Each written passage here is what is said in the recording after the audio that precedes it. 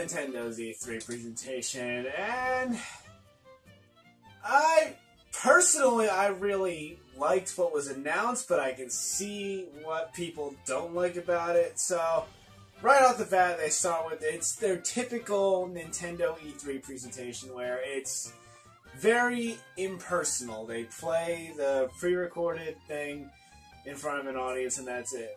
Now, in a sense, that's good because it transitions well to, you know, YouTube and stuff. But yeah, the immersion and that feeling of camaraderie you get from actually going to an event and sitting with the people who are pitching it to you and everything, that's kind of nullified at a Nintendo thing. But people know that by now, so that's not that shocking. Right off the bat, they start off with a new game called, I think it was Daemon X Machina, something like that. Looked cool. I really liked the graphic style. It was very Gundam-y. It was like sort of like a Gundam cel-shaded game. Looks just like I don't think it's a rail shooter. It might be, but I don't think it is. It looks like a sort of free range shooter. It looks alright, but the one thing that was weird is the way it ended. It ended like super abruptly. Like the music's building and it just stops completely with no warning in a random place. So that was off-putting. So yeah, that was the first thing to show. Then they cut right to the Xenoblade 2 expansion, which, hey, that's cool for people to play the game. I have all the Xenoblade games. Even Xenoblade 2, I just have not even touched them yet, just because I've been very busy and RPGs are so fucking time consuming. I love them. I love RPGs so much, but they're so time consuming, so I just haven't had time for them. So, and then it cuts to, right after that, they cut to, oh, good old Reggie Fils-Aimé. Oh, Reggie. Oh, Reggie. Yeah, I mean, it's what you expect. Reggie's giving his spiel to you, telling you all the things they're doing. I don't know, how can you hate Reggie? He's just such a vanilla guy. But they showed off more of Pokemon Eevee and Pokemon Pikachu. I'm pretty sure it's going along the same lines of Pokemon Red, Blue, Gold, Silver, Diamond, Pearl, Eevee, Pikachu. So that looks really interesting. It's honestly, it's actually the first Pokemon game that has interested me since 1999. I really like that it's focusing on the Kanto region because that is what I grew up with back when the phrase was "gotta catch 'em all," and back when you actually could catch them all. Now it's, I don't even fucking know how many Pokemon there are. I fell off after Johto. That's when I really fell off. I never got whatever was after Johto games. I watched the anime up to that point, but I never continued past it. It was just too much. And I tried playing some Pokemon games past them. I think I played Pokemon Black, and it didn't grab me at all. I did enjoy Pokemon Fire Red, but that was a remake of Pokemon Red, so it wasn't that shocking that I enjoyed it. So this looks like it's definitely mixing up I think it was Pokemon Go Eevee, Pokemon Go Pikachu. That was the exact titles.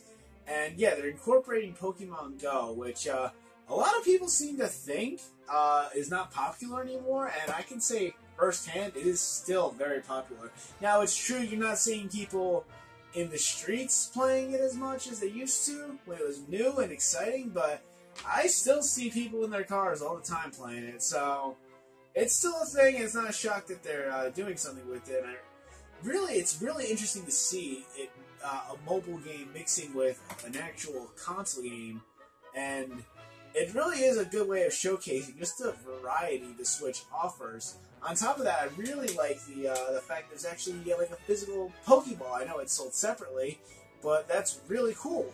And you can put Pokemon in. It's weird to me that the Pokeball comes with Mew. That seems odd, because Mew is like the ultimate legendary Pokemon of the Kanto region, so it's really weird that they're just gonna give it to you. I mean, I don't know how much the Pokeball's gonna cost, probably like $20. So that is, oh fuck, it's Nintendo, probably $30. But yeah, that's weird. I kind of wish it didn't come with Mew. Like, make Mew an actual thing to really strive to acquire. Yeah, seek to acquire, whatever sentence. But so, that really is the first Pokemon game that's interested me in a really long time, which is impressive. A lot of it has to do with the technology, because I don't think I've ever seen a game be utilized this way. And I never got into Pokemon Go, partially just because I buy really cheap phones and the GPS and all that crap on it is bad, but it wasn't my kind of thing. But this is actually looking kind of fascinating to me, mostly because of the technology and because it is going back to the Kanto region, which I do really like the Kanto region. I still can name all original 151 Pokemon. I can still do that. And yeah, so that is really cool to me so far, and I'm really looking forward to that, actually. The next one was Super Mario Party, and it looks a lot better than Mario Party 10. I know that was a huge disappointment to a lot of people. When I saw some of the gameplay, I could see why. It was very stupid in a lot of ways. But this seems like a more traditional Mario Party, even a little bit more. It feels like the more natural evolution of Mario Party in a lot of ways. Again, this one is using the Switch in really interesting ways, especially when it comes to having two Switches and playing multiplayer.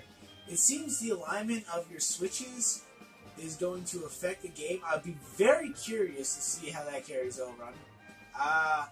Does the Switch have a gyroscope? Oh wait, no, the Switch does have a gyroscope. Yeah, that's right. So, okay, that makes sense. I haven't used a gyroscope in a while. So yeah, that's actually, I'm really interested to see how that goes, and I do love, I mean, obviously, you expect this with the Switch, but it's nicer to see, and it's more obvious to see when Nintendo's doing it, but being able to play with each player having one Joy-Con. I mean, I know it's not the most ideal way to play, but it really is just like, it just adds like just a niceness to it. Just be able to just anywhere you go to player, and it's part of why I love the Switch so much.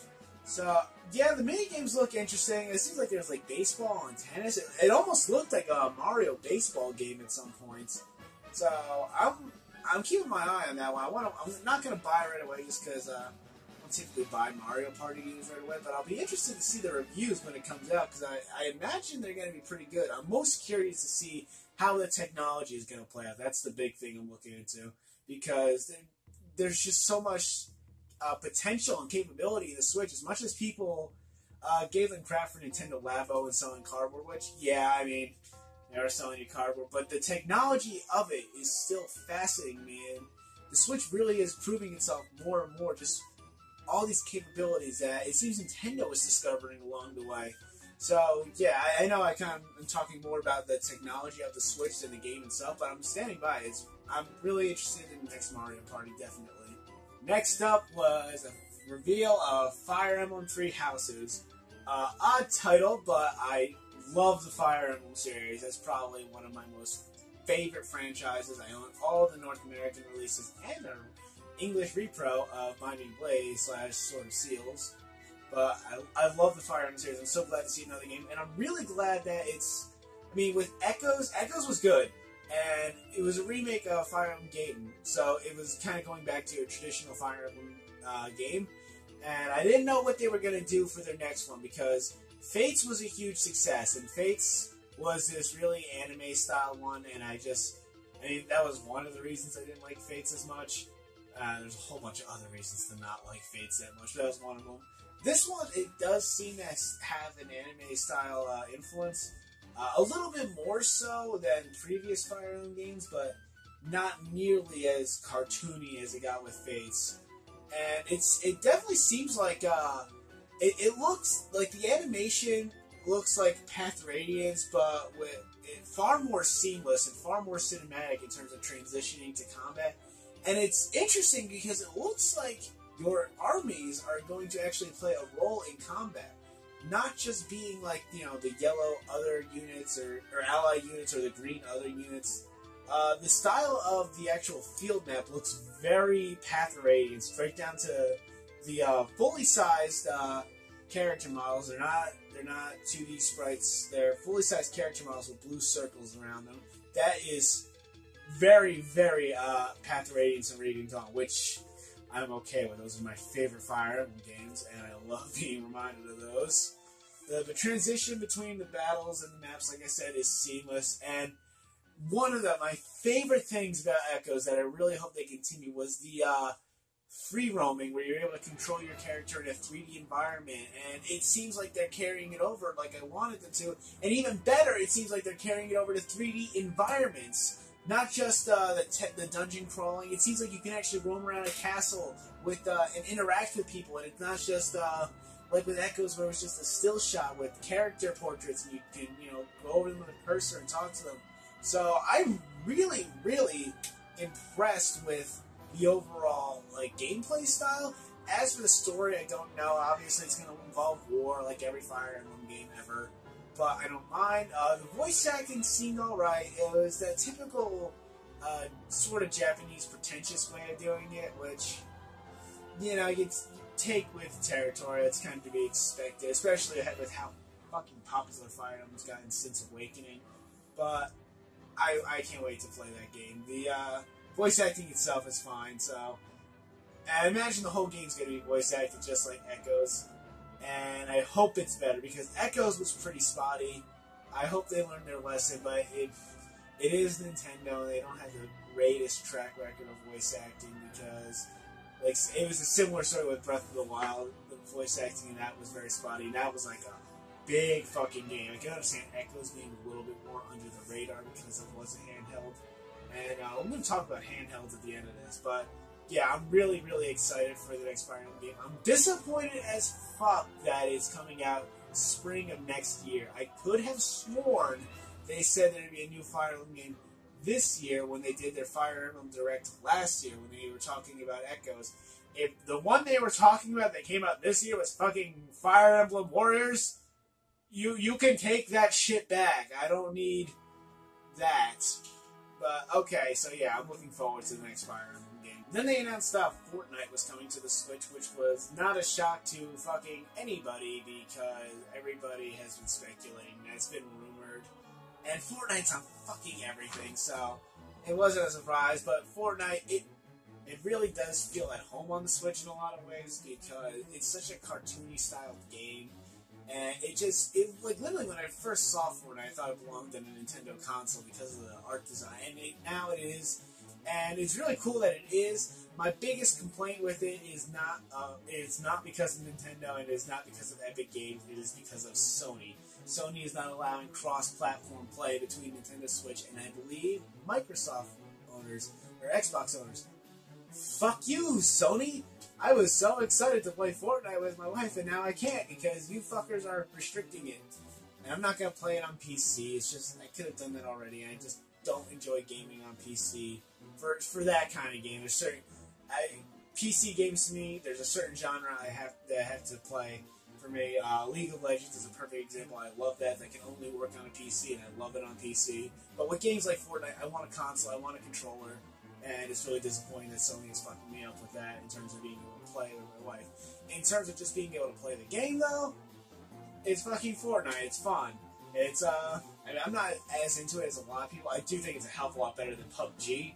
And I love the creativity in Fortnite, especially some of the new modes that are coming out. But, yeah, it coming to the Switch, I'm super into that. And there was a highlight of some indie games, which I think was really cool of them to, give their indie developers a shout out, especially with how much the indie developers really helped push the Switch's library in the first year. The first 6 months really is when the Switch was indie paradise, and there was a lot of crap like Room in the Night Sky, but there's a lot of good stuff that came out there too, and it's really good that Nintendo, highlighted that. The games themselves looked like they're your average indie games, but I'll give credit to Overcooked. It looked like a legit retail release 3DS game, which is impressive. But yeah, you can't knock spotlighting some indie games. Then it was a rapid fire games. They didn't talk about them at all. They just showed them. So Starlink, which is the one that is a Ubisoft game that's incorporating Star Fox. Don't know too much about that one. I didn't watch the Ubisoft conference, but I know it's incorporating I don't know if it's amiibos or some specific kind of action figure. But that's cool that Ubisoft and Nintendo are continuing to exchange franchises. I really like that they're building that relationship. It paid off big time with Mario Rabbids, and I hope more developers continue to do that. I want developers to come together and build exclusive content for the Switch. I understand that it's easy to make ports, but to come together, make exclusive content, and had Nintendo help third-party developers make these awesome new franchises would be great. Ubisoft, it paid off because they stuck around with the Wii U. They stuck around and supported them when they had a dead console. And they built that trust up through those years that Mario Rabbids was allowed to happen. And Mario Rabbids is continuing to happen with more DLC, which was announced. So that's awesome. Then some of the other games were Snail Games, I think was one of them. I think that was the Minecraft clone, which... Minecraft, whatever. Just Dance 2019. Pay $60 for that. Dragon Ball Z Fighters. That one, I don't know if that was previously announced because they glossed right over it, but I didn't know if that was coming to the Switch. But if it is, cool, because I've heard a lot of really great things about that game, and if it's coming to the Switch, I'll hold off on getting it on anything else because I'd rather have it for the Switch. There's some new Splatoon DLC, Captain Toad Treasure Tracker, which I believe was already announced coming to the Switch. The Crash Insane Trilogy, that's awesome. That's coming out on my birthday. Along with Wolfenstein 2, both those coming out on my birthday. But I'm probably not going to get them right away just because I'm going to be at a convention and all my money's going to be spent there. So there's that. FIFA 19, I'm actually shocked that EA is still putting anything on the Switch because I'm pretty sure FIFA 2018 bombed like shit. And honestly, I hope FIFA 19 bombs like shit. I don't... Fuck EA. I don't want them putting games on the Switch unless they're quality. But you know, it's EA. It's not gonna be quality. Get the fuck out of here. I don't know if Nintendo has to lose a major developer. Let it be fucking EA. EA or Konami. But I'm gonna go more with EA because fuck every part about that company. I'm sorry. I really hate EA. Konami too, but EA is... Man, if EA made good franchises, when's the last time they haven't shit on a franchise? Mass Effect Andromeda, anybody? Sorry, alright. Monster Hunter's coming. And Mario Tennis Aces, which the more I see it, the more I'm interested in it. When I first saw it, like, it's a Mario Tennis game, but the more I'm seeing of it, the cooler it looks, surprisingly. It looks like it's going to be a lot more creative than I was expecting. I was expecting just a standard tennis game, like the Mario Tennis game on Wii U. And I can't remember the last Mario Tennis game I played. It's been a long time. Maybe the GameCube. I'm pretty sure I played one. Oh wait, no, it wasn't on the NES. I don't know. It's been a while. But point is, I'm actually interested in that game now, so that's cool. Then they cut to Kyoto, Japan, with Shinya Takahashi. He talks a bit, and then they cut to Masahiro Sakurai, and the rest of the presentation is on Smash. And if you don't like Smash, right now this ruins the entire E3 presentation for you, because that is the lion's share of it. And yeah, if you don't like Smash, it's not for you. I love Smash, so I was into it, and it wasn't shocking at all that they're going to focus on Smash. But it did clear the air on one thing. There's a lot of speculation. There's a lot of naysayers saying it's just going to be a Wii U port. It's not. It's its own new Smash Bros. Super Smash Bros. Ultimate. And it looks great. I love that they're bringing every old character that they've ever had into the franchise, back into this game, and they're updating their classic characters. So I really love that Young Link is coming back, because Majora's Mask is my favorite game ever, and Young Link is just, it's great to see him again. Great that Termina's back. I really like that they are now, we're finally moving past the Twilight Princess designs. We've had the last two Smash games, three if you count like 3DS and Wii U as separate, but the last two have focused on Twilight Princess, and I'm so sick of Twilight Princess Link. I didn't care about Twilight Princess that much as a game. It's fine, but I want to move past it. Breath of the Wild Link, I loved Breath of the Wild. Ocarina of Time Ganondorf is a big thing. That is still Ganondorf's best design. I mean, I don't think it's gotten better since Ocarina of Time. I really did not care for his Twilight Princess fat design. And you know what? Wind Waker was fat and kind of weird too, but I'll give it a pass because it made sense because he was older and he was a really well-developed character in that game. Cloud is still there. That is awesome. New Final Smashes for some characters, which is good because a lot of them were getting kind of stale. And some of the new items, one was like a fake Smash Ball, and that is genius, and it fucking knocks both players away. So I really like that part of it. The caveat to having all these returning characters is that there's not much in the way of new characters. Inkling and Daisy are new ones, and Daisy is a Peach clone. They really are acknowledging the clones this time around, like Dark Pit and Pit, Mario, Dr. Mario, Peach, Daisy, Lucina, Marth, Roy, Fox, Falco, Wolf. They're really acknowledging it this time around, and that's, and I guess it's good that they're acknowledging it, that they are just clones. The gameplay seems a lot more balanced this time around. Like, when it's 2v2, the players deal more damage to each other, but when it's like say 2v2, what the fuck, 1-on-1, that's what I meant, sorry. And then when it's, three people fighting each other, damage is lowered. I'm imagining with 4 versus everybody, it's going to be lower. It's going all the way to 8 players. So I think that's cool. Really keeps the action going. They really, they also made a lot of the, a lot more visually, they streamlined the visuals in a lot of ways. They're showing Cloud's limit gauge in the bottom, and on his icon building up. It shows what villager has in his pocket. So that's really nice, just because it makes it easier to know where you are with your character. With Shulk, they changed. I know Shulk changed formations, I think it was, with his sword or something. But now they made like hotkeys for it, so you can do it really quick. So I really like that aspect of it. It really does seem like they went the extra mile with this game to really give you everything they've ever given you, with a little bit more. They're not giving you too much more. I really like the course customization in the sense that, like, you can take, like, say, Termina, but give it the dimensions of Battlefield, which I like. Keep that. It just basically keeps the aesthetic of each map. So I really like that. That's kind of cool. I like that you unlock characters little by little. You don't start off with a big giant roster. Apparently, you're gonna start off with something similar to the size of the first Super Smash Bros. On N64. And it's just going to build and build and build.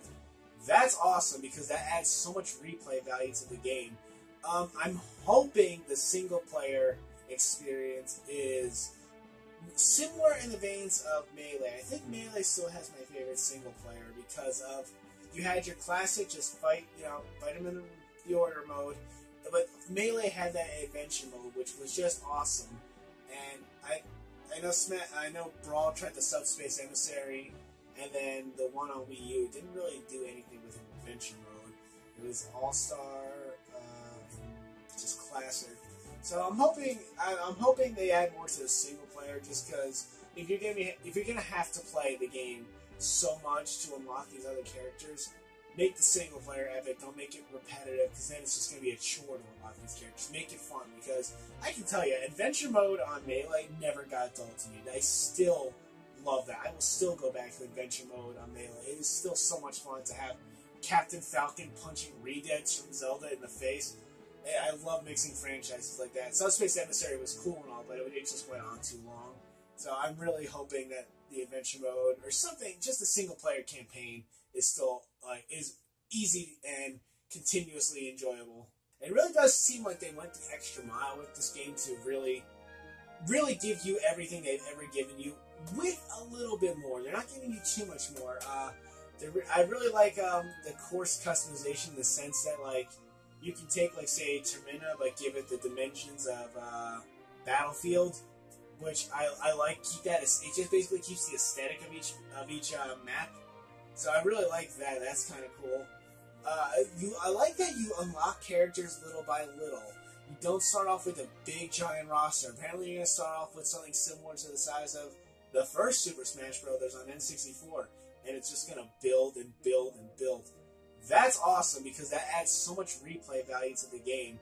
I'm hoping the single-player experience is similar in the veins of Melee. I think Melee still has my favorite single-player, because of, you had your classic, just fight them in the order mode, but Melee had that adventure mode, which was just awesome.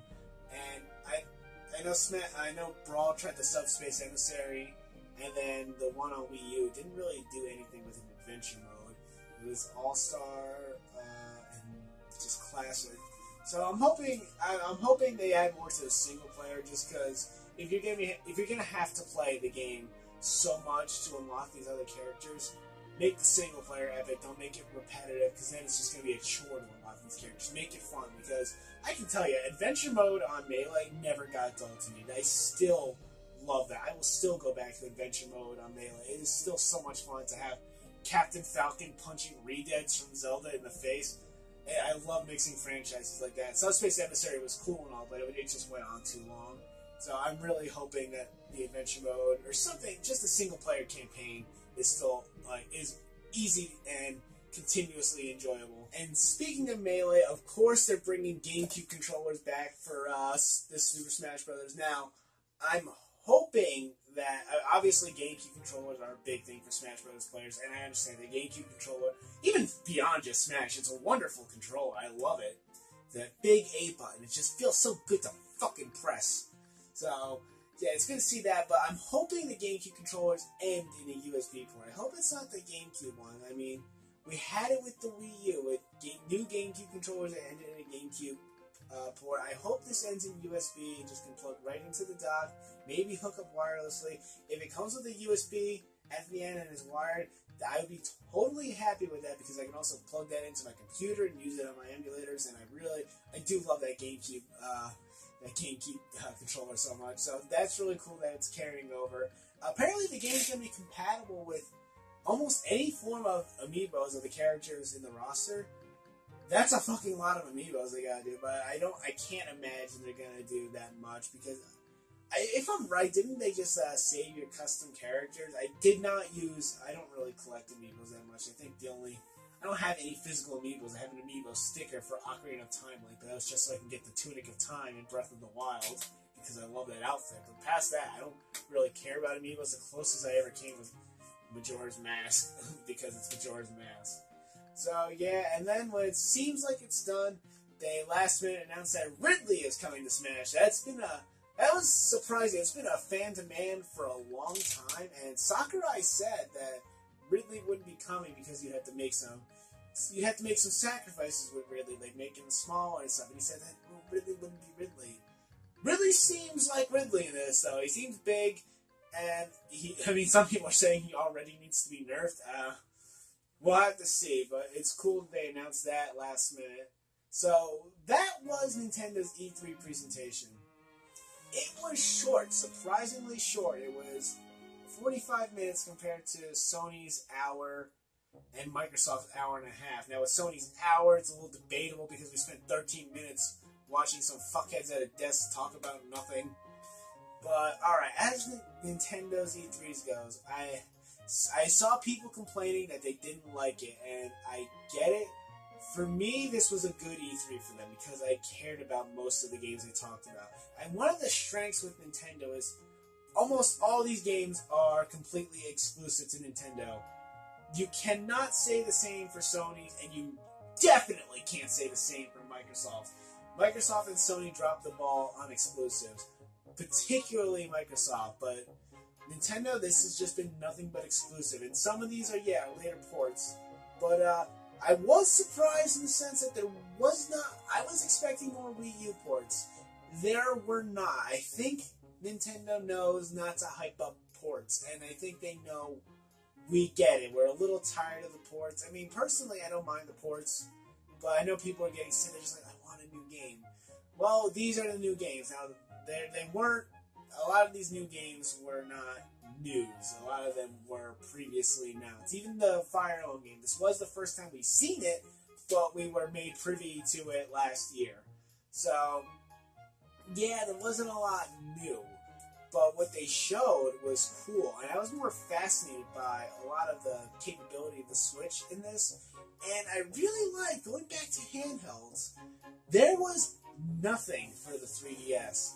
And I think that's good, because when I think it was the last Direct rolled around, I was so sick of, because they announced that Pikachu Detective, I'm just so sick of the 3DS now. The 3DS was a great handheld, but its time in the sun is done. I know Nintendo was playing it safe for a while because they wanted to make sure the Switch was successful. But the Switch proved it was successful 6 months into its lifespan. So I was getting sick of the 3DS games, but now it really seems like they're finally retiring it, which is good because now I want everything on the Switch. The Switch is becoming just the ultimate Nintendo console in a lot of ways. So, yeah. Now, at E3 as a whole, there's no winner. It was a very cookie-cutter E3 in a lot of ways because Microsoft was the only one that gave, out of the big three, I'm not counting, Ubisoft or EA, but Microsoft was the only one out of the big three that gave an actual show. Sony, but Microsoft's show, it was a lot of quantity and not quality. I did not care about most of the games that Microsoft was pitching to me. There were a lot of them, but I didn't care about them, and they weren't exclusive. Sony was a little bit better in the sense that they offered more exclusive games and more games that I was interested in, but the presentation was terrible. Nintendo, the presentation was bad because it was impersonal, but at the same time, you know that going into them. So it's really hard where you put that, because you're not going to get the Microsoft style. Reggie is not going to be on stage. I really wish they would just go back to that because it just, there's no reason not to. I mean, it gets people more excited when they see Sakurai on stage, or when they see Reggie on stage, or Shigeru Miyamoto on stage. And Shigeru Miyamoto was at E3, so that would have been a better decision. But Nintendo has their own way of doing things. So, and Nintendo did not show off that many games. They really didn't. Neither did Sony. But I was so much more interested in what Sony showed. I was more interested in what Nintendo showed. And Nintendo has the distinct advantage that everything was exclusive. And they are pushing more of an original, innovative angle with the technology of the Switch. So if I had to give E3 to somebody, I would say Nintendo by the smallest hair. And part of that, I mean, yeah, I really love Nintendo stuff, but it's just, that's what I was interested in. There was no shocks in it, but it was everything you expected, which I expected good things. So, yeah. And Sony, Sony was a lot of what I expected too. The only surprise I felt from Sony was Ghost of Tsushima, which looks fantastic. But that was the only real surprise. A lot of the other stuff was just, oh, that looks cool. Oh, that looks cool. Oh, that looks cool. Oh, we're done now. Okay. And Microsoft was, okay, that's a game. So, first place, I guess, is Nintendo by the smallest margin. And honestly, they're all so close together. It was a really even level at E3. I'm going to give it to Nintendo just because I was most interested in what they had, and I'm more interested in the Switch as a console and the technology of it. Sony had some great stuff, and Microsoft, I still say, had the best presentation. It felt like a real presentation, and Phil Spencer was really trying his hardest to get people excited, and nothing but respect for that guy. He really did what he could with, they had a lot, but not in quality. So Microsoft comes in last for me, but barely. It's not like a slope like that. It is really like just, So, yeah, that was E3, guys. It was a very, like I said, very cookie-cutter E3 like I expected, but it was really weird to see how the big three just were so close together and just cut it so close in the level of quality. So, I have no definitive winner in my book, but I'll be curious to hear what you guys have to say, because this really was a perplexing E3 for everybody. Just how good it turned out in the grand scheme of things. So, I'll be curious to read your comments. I'm Randy Spider-Man, and I will see you guys later.